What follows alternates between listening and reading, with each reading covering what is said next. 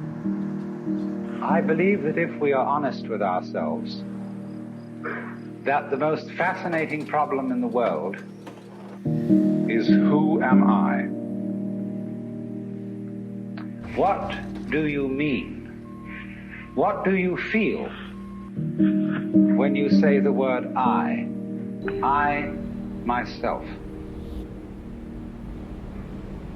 I don't think there can be any more fascinating preoccupation than that.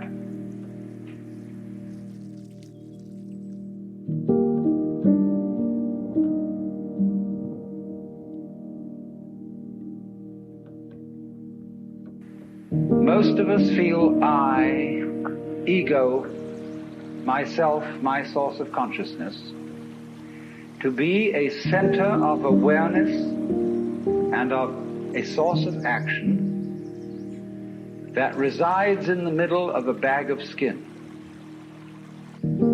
And so we have what I have called the conception of ourselves as a skin-encapsulated ego. Now, it's very funny how we use the word I. If we just refer to common speech, we are not accustomed to say, I am a body. We rather say, I have a body. We don't say, I beat my heart, in the same way as we say, I walk, I think, I talk. We feel that our heart beats itself, and that has nothing very much to do with I.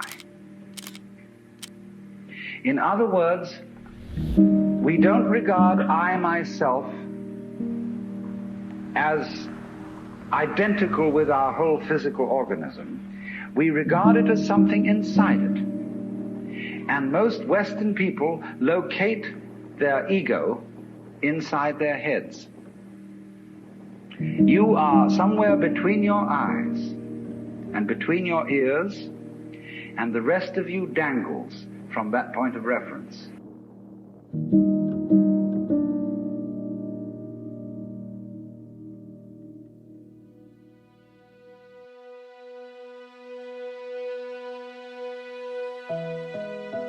In the words of the poet Houseman, I, a stranger and afraid, in a world I never made. And so therefore we speak of confronting reality, facing the facts.